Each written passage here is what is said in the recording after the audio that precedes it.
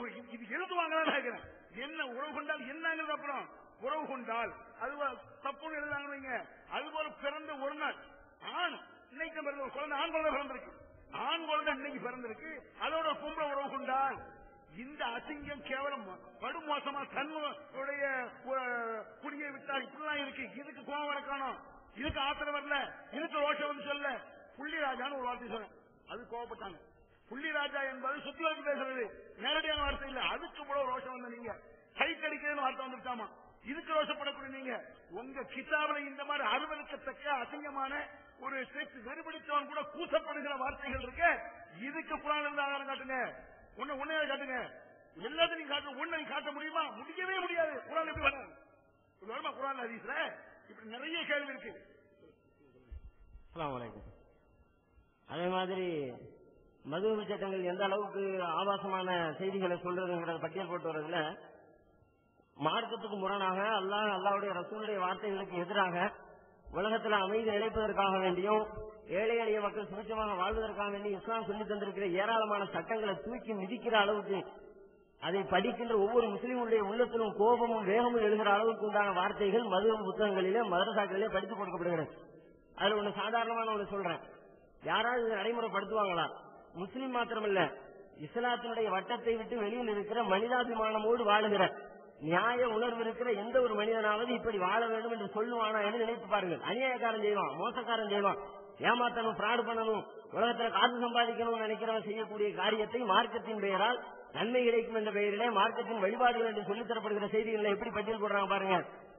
ஒருத்தர் கடையில கொண்டு டிரெஸ் வாங்கி கொடுக்கிறார், ஆடை துணி வாங்கிட்டு போறார்.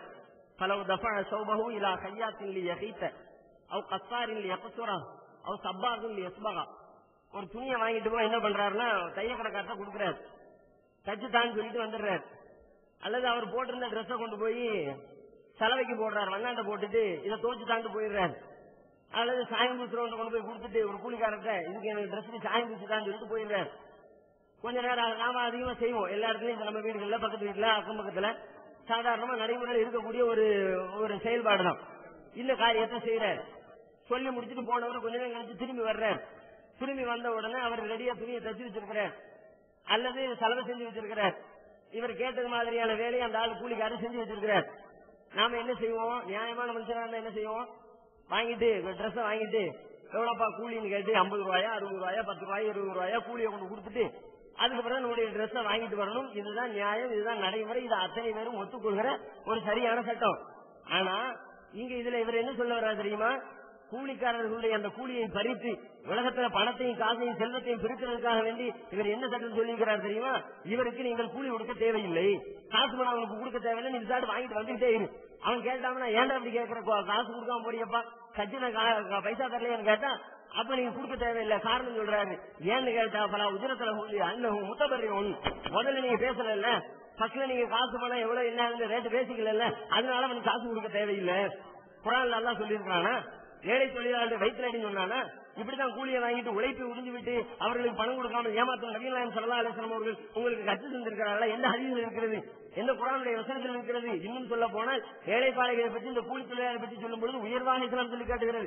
கடந்த காலத்தில் குகையில மாட்டிக்கொண்ட 3 பேர்ல ஒருத்தர் அவர் தன்னுடைய கூலி தொழிலாளி இடத்துல நீளமாக நடந்து கொண்ட காரணத்தினால் அவருடைய கூலியை கூட குறைக்காமல் அப்படியே அள்ளி கொடுத்த காரணத்தினால் இறைவனுடைய உதவி கிடைத்தது நபிகள் நாயகம் ஸல்லல்லாஹு அலைஹி வஸல்லம் சொல்லி தந்த அந்த செய்தி எந்த அளவுக்கு கூலி தொழிலாளியை மதிக்கணுங்கிறது சொல்லி காட்டுது. இவங்க என்ன சொல்றாங்க? கூலி தொழிலாளிக்கு பணத்தை கொடுக்காத, அவனுடைய ஊதியத்தை சுரண்டு, அல்லாஹ் முத்தகாசுரஹத்தா குருத்துல் மக்காபிர், அல்லாஹ் சொல்லி காட்டுற அந்த பணத்தின் மீது இருக்கிற ஆசை உங்களை கபர்ல போய் சேர்க்கிற வரைக்கும் வேணும் வேணும் சொல்லிட்டு தேடுறீங்களே, இது உங்களை அல்லாஹ்வுடைய சிந்தனையிலிருந்து பராக்காதுன்னு சொல்லி காட்டுறானே. பணத்தின் மீது இருக்கிற மோகத்தின் காரணமாக இவர்கள் இந்த மதுஹப் சட்டத்தின் பெயரால், மார்க்கத்தின் பெயரால் இப்படிப்பட்ட தவறான அசிங்கங்களை, அபத்தங்களை எழுதி வைத்திருப்பதை நம்மால் பார்க்க முடிகிறது. அது மாத்திரமல்ல, அதே மாதிரி எழுதி வச்சிருக்கேன்னு பாருங்க, நடைமுறை வாழ்க்கையில ஒழுக்கத்தை போதிக்கிற மார்க்கம் எந்த அளவிற்கு ஒழுக்கத்தை சீர்குலைப்பதற்கு சட்டம் சொல்றாங்க பாருங்க. இஸ்லாம் விபச்சாரத்தை ஒழிக்க நினைக்குது. உலக நாடுகள்ல எந்த சட்டம் போட்டாலும் தடுக்க முடியாத ஒரு சட்டத்தை, ஒரு காரியத்தை இஸ்லாம் அழகான போதனைகளின் மூலமும் சட்டத்தின் மூலமும் நியாயமான தண்டனைகளின் மூலமும் ஒழுக்கத்தை உலகத்தில் நிலைநாட்டுவதற்கு பாடுபடுகிறது குர்ஆனும் ஹதீஸும். அப்படிப்பட்ட குர்ஆனும் ஹதீஸும் ஜினா செய்வதை பற்றி, விபச்சாரம் செய்வதை பற்றி அதுக்கான கடுமையான தண்டனைகள் சொல்லு. மதுஹப் கிதாப் என்ன சொல்லுது தெரியுமா? யானுக்கு தாலிபின் என்ன படிச்சு கொடுக்குறாங்க தெரியுமா? ஒருத்தன் இப்படித்தான் விபச்சாரம் செய்ய போயிட்டான், அவனுக்கு உடமையான மனைவியை விட்டுவிட்டு அடுத்த கொண்டாடிக்கிட்டு அடுத்த இன்னொருத்த போய் விபச்சாரம் செஞ்சுட்டு வந்துட்டான். விபச்சாரம் செஞ்சா கைங்களமா மாட்டிக்கிட்டான். மாட்டின உடனே என்ன செய்யணும்? நியாயமான ஆளா இருந்தா மாட்டவனுக்கு உடனே கூப்பிட்டு தண்டனை கொடுக்கணும். அதுதான் குர்ஆன் சொல்லுது, ஹதீஸ் சொல்லுது, நடைமுறைப்படுத்தணும். இவர் என்ன சொல்லி தர்றாரு தெரியுமா? இப்படி விபச்சாரம் செஞ்சா மாட்டிக்கிறாம இருக்கிறது வழி சொல்லி தர்றாரு. நீ விபச்சாரம் செய்ய போ, நான் உனக்கு குறுக்கு வழி சொல்லி தர்றேன்னு சொல்லிட்டு பயன் எடுத்து கொடுக்கிறாரு. சொல்றாங்க விபச்சாரம் செஞ்சவன் சொன்னானா இவன் என் பொண்டாட்டின்னு சொன்னான். விபச்சாரம் பொண்டாட்டி கூட செய்யல, விபச்சாரம் தான் செஞ்சுட்டு வந்திருக்கான். விபச்சாரம் செஞ்சுட்டு வந்தவன் கையங்களமா பிடிபட்ட உடனே சொல்றானா நான் விபச்சாரம் செய்யல, இவன் பொண்டாட்டி அப்படின்னு. பொண்டாட்டின்னு சொல்றியப்பா, ஏதாவது ஆதாரம் இருக்குதா கேட்கணுமா இல்லையா? பொண்டாட்டின்றைக்கு என்ன சான்று, எங்க கல்யாணம் முடிச்சு, யாரு சாட்சி கேட்கணுமா இல்லையா? அது கூட கேட்க தேவையில்லை. அதுல இன்னும் தெளிவா சொல்றாங்க, அவள் அடுத்த பொண்டாட்டியா இருந்தாலும் சரிதான், நீ இப்படி பொண்டாட்டி சொல்லி தப்பிச்சுக்கலாம். பிலா பையனா எந்த ஆதாரம் கொடுக்க தேவையில்லை. இப்படி பொய் சொல்ல கற்று தருகிறீர்கள். விபச்சாரம் செஞ்சுட்டு விபச்சாரத்திலிருந்து தீமையிலிருந்து தப்பிப்பதற்காக வேண்டி பொய் சொல்லுங்கள் என்று எந்த குர்ஆனில் இருக்கிறது, எந்த ஹதீஸில் சொல்லப்பட்டிருக்கிறது? அதே மாதிரி விபச்சாரம் செய்வதற்குண்டான தைரியத்தை ஊட்டுகிறீர்களே, இப்படித்தான் அல்லாஹ்வும் அல்லாஹ்வுடைய ரசூலும் உங்களுக்கு தைரியத்தை சொல்லித் தந்திருக்கிறார்களா? தீர்ப்பு செய்வதற்கு ஆதாரம் வேண்டும் என்பதை மார்க்கம் சொல்லித் தருகிற பொழுது அதை மறுக்கும் விதமாக நீங்கள் இப்படி சட்டம் எழுதி வைத்திருக்கிறீர்களே, இதற்கெல்லாம் நீங்கள் பதில் சொல்ல வேண்டும். இதுவரைக்கும் 20 கேள்விகள் உங்களிடத்திலே முன்னிலையே வைக்கப்பட்டிருக்கிறது. அத்தனைக்கும் இந்த மன்றத்திலே நீங்கள் கண்டிப்பாக பதில் சொல்லியாக வேண்டும். அவர்கள் எடுத்து வைத்த ஒவ்வொரு கேள்விகளுக்கும் கண்டிப்பாக பதில் சொல்லும். பதில் இருக்கிறது, அவர் கேட்கட்டும். எத்தனை கேள்வி அடைக்கிறாங்க சரி, எல்லா கேள்விக்கும் பதில் சொல்லாமல் இந்த இடத்தை விட்டு காலி பண்ண மாட்டோம். எதிர்த்தரப்பு கலங்கி கொண்டிருக்கிறது. மதுரப்புற நூல்கள் எந்த அளவிற்கு மட்டரகமாக இருக்கிறது, குர்ஆன் ஹதீஸுக்கு மோசமாக இருக்கிறது, நிரூபிக்க முடியவில்லை, கலங்கி கொண்டிருக்கிறார்கள். அன்பு நண்பர்களே,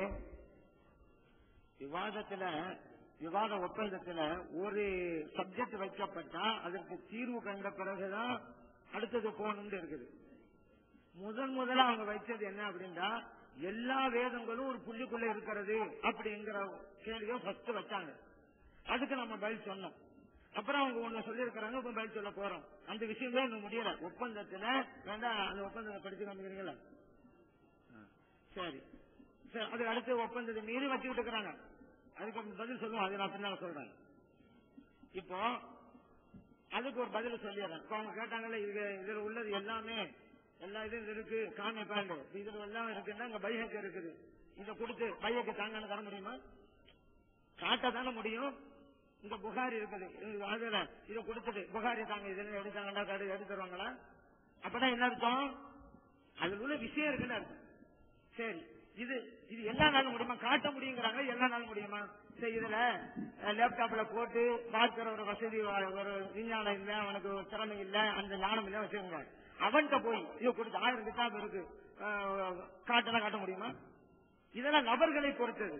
இந்த போட்டு பார்க்கிற வசதி அறிவு யாருது அவரால் தான் முடியும். அந்த மாதிரிதான் ஒரு இதுக்குள்ள எப்படி 1000 கிதாபையும் பார்த்துடுறோமோ, இது உங்களால முடியும் சொன்னா ஒரு புள்ளுக்களை ஏன் பார்க்க முடியாது? எல்லா நாளையும் முடியாது. இது அந்த மாதிரி அதுவும் எல்லா நாளையும் முடியாது. ஒரு சில நாள் இது முடியுதுன்னா அந்த மாதிரி அதுவும் முடியும்.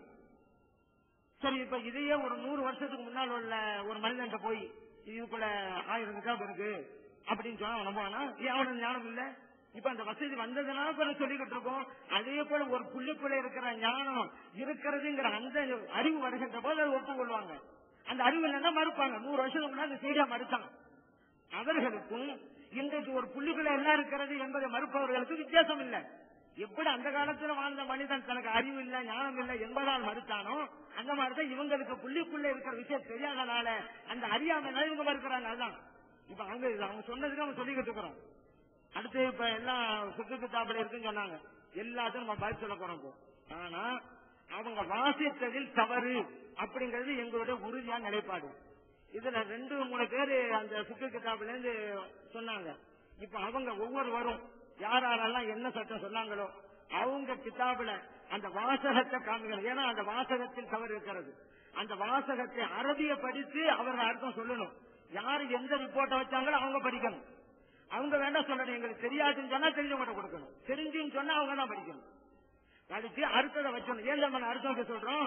அப்பதான் அந்த கிதாபை எங்களுக்கு தரணும், பக்கத்தோட எங்களுக்கு தரணும். நீங்க அர்த்தம் வச்சு தவறு அப்பதான் எங்கனாலும் சொல்ல முடியும். ஏன் நாங்க வாசிச்சு அர்த்தத்தை சொல்றோம்?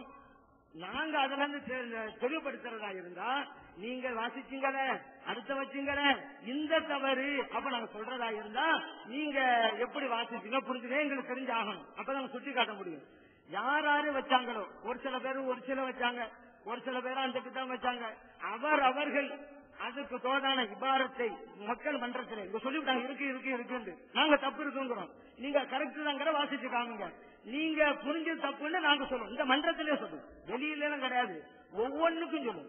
ஒவ்வொன்னா நீங்க வாசிக்காம இல்ல நாங்க எங்களால சொல்லதான் முடியும். தமிழ்ல எழுதி வச்சத அரபி வாசிக்கிற ஞானம் எங்களுக்கு இல்லைன்னு அவர்கள் ஒப்புக்கொண்டால் அவர்களில் யாருக்கு திறமை இருக்கிறது கொடுக்கணும், ஒப்புக்கொண்டு கொடுக்கணும். இல்ல எங்க இஷ்டம் இதெல்லாம் கொண்டு வர முடியாது. இதுல மக்களுக்கு தெரிஞ்சவங்களுக்கு அரபி படிக்கிறது வருதா அதான் அப்படி சொல்றாங்கன்னு மக்கள் வாங்குவாங்க. ஆனா நீங்க தான் அரபி ஓதிருக்குன்னு சொல்றீங்க. அப்ப அவங்க சொல்லுங்க, நீங்க என்னதான் விளக்கம் கொடுத்தா யாராவது கொடுத்தால் என்ன, எங்களுக்கு ஒருவர் கொடுத்தால் போதும் என்று சொன்னால் நீங்க சொல்லலாம்.